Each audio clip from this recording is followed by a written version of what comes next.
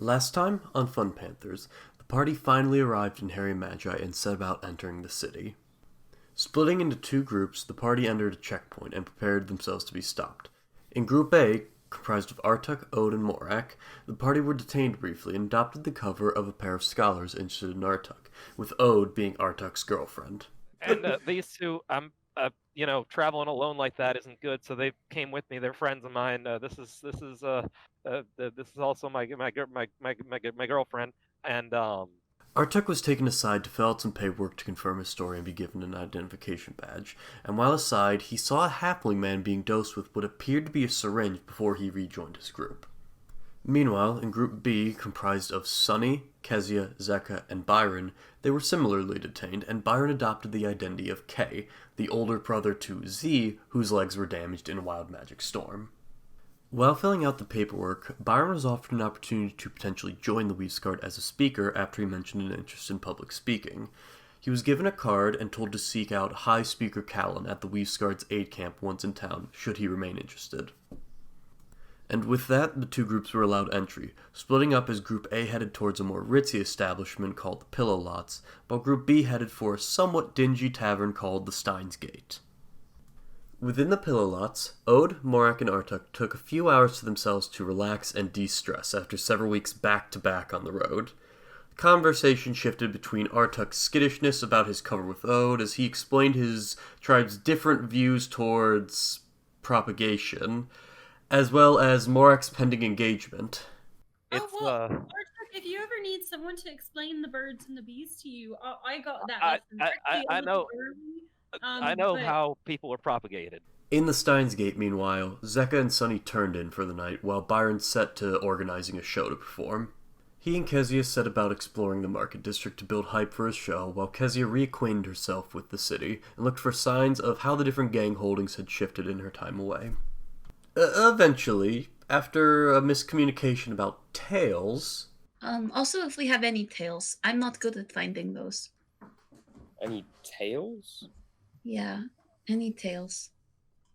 T-A-L-E-S or T-A... Oh my god, you're such a bard. No, T-A-I-L-E-S. T-A-L... I can't spell. Alright, tails that I tell or tails, like, that a raccoon has? Byron, I think you know what I mean. Stop fucking with me. I'm very stressed. No, I really don't. Because you're telling me to look out for tails. Kezia took off on her own towards the slums. Ode, Artuk, and Morak decided to continue their relaxing day with some ice cream, and eventually encountered Byron in the midst of his advertising campaign.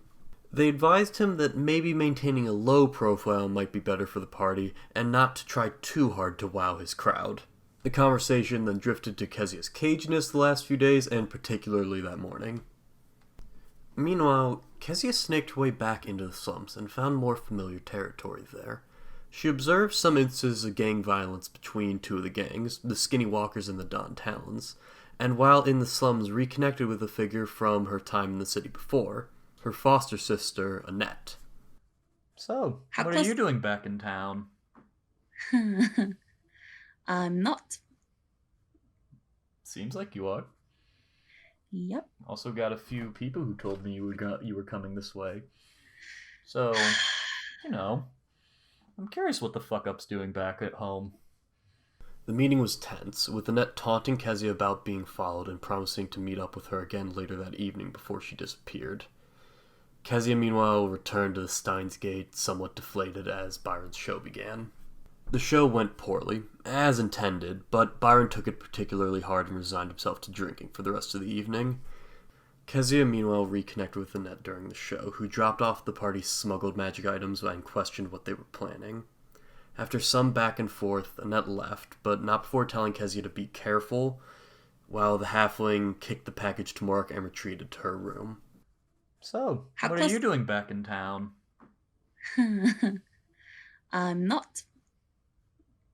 Seems like you are.